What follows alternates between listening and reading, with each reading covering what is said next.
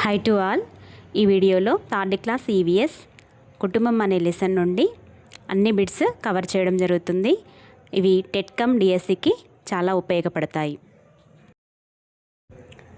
సాధారణంగా కుటుంబంలో అమ్మ, నాన్న, తాతయ్య, నాయనమ్మ, అమ్మమ్మ, పిల్లలు ఉంటారు. సాధారణంగా కుటుంబంలో అమ్మ, నాన్న, తాతయ్య, నాయనమ్మ, అమ్మమ్మ, పిల్లలు ఉంటారు. కొన్ని కుటుంబాలలో అమ్మ, నాన్న, పిల్లలు మాత్రమే ఉంటారు. మరికొన్ని కుటుంబాలలో వాళ్ళతో పాటు తాత, నాయనమ్మ లాంటి వృద్ధులు ఉంటారు. అమ్మ, నాన్న, పిల్లలు, నాయనమ్మ, తాతయ్య మొదలగు వారు కలిసి నివసిస్తే దాన్ని కుటుంబం అంటారు. ఒకే కుటుంబంలో కలిసి ఉండే వాళ్ళను కుటుంబ సభ్యులు అవుతారు. ఒకే కుటుంబంలో కలిసి ఉండేవాళ్ళు కుటుంబ సభ్యులు అవుతారు. అమ్మ, నాన్న, అవ్వ, తాత వాళ్ళ పూర్వీకుల వివరాలను తెలిపే పట్టికను వంశవృక్షం అంటారు. ఇది ఇంపార్టెంట్ బిట్. వంశవృక్షం అంటే ఏమిటి? అమ్మ, నాన్న, అవ్వ, తాత వాళ్ళ పూర్వీకుల వివరాలను తెలిపే పట్టిక.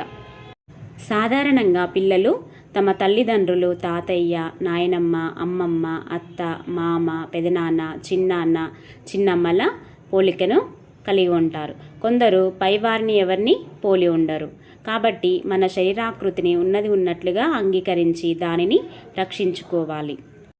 కుటుంబంలోని పిల్లలకు కుటుంబ సభ్యుల, బంధువుల పోలికలు వస్తాయి. అందరి ముఖాలు ఒకేలా ఉండవు. అందరి ముఖాలు ఒకేలా ఉండవు. మనకుండే నైపుణ్యాలు, స్వభావాలతో ప్రత్యేకంగా గుర్తించబడతాం.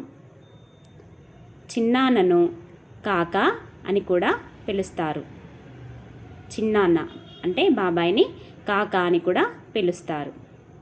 ప్రతి కుటుంబానికి ఒక చరిత్ర ఉంటుంది. దీనిని కుటుంబ చరిత్ర అంటారు. కళ్ళు లేని వాళ్ళు చదవడం కోసం బ్రెయిలీ అనే లిపిని వాడతారు. ఈ లిపిని లూయిస్ బ్రెయిలీ కనిపెట్టాడు. ఇది ఇంపార్టెంట్ బిట్. కళ్ళు లేని వాళ్ళ కోసం ఉపయోగపడే లిపి బ్రెయిలీ లిపి. దీనిని లూయిస్ బ్రెయిలీ కనిపెట్టడం జరిగింది. ప్రతి సంవత్సరం డిసెంబర్ 3న ప్రపంచ దివ్యాంగుల దినోత్సవం జరుపుతారు. ఇది కూడా ఇంపార్టెంట్ బిట్. ప్రపంచ దివ్యాంగుల దినోత్సవం ఏ రోజున జరుపుతారు? డిసెంబర్ 3. ప్రతి సంవత్సరం అక్టోబర్ 1వ తేదీన ప్రపంచవ్యాప్తంగా వృద్ధుల దినోత్సవం జరుపుతారు. వృద్ధుల దినోత్సవం ఏ రోజున జరుపుతారు అనేది క్వశ్చన్గా వస్తుంది. దీనికి ఆన్సర్ వచ్చేసి అక్టోబర్ 1. ఈ విధంగా కుటుంబం అనే పాఠంని తీసుకొని దాని నుండి ఇంపార్టెంట్ బిట్స్ అన్నిటిని ఈ వీడియోలో కవర్ చేయడం జరిగింది. Thank you. I love you.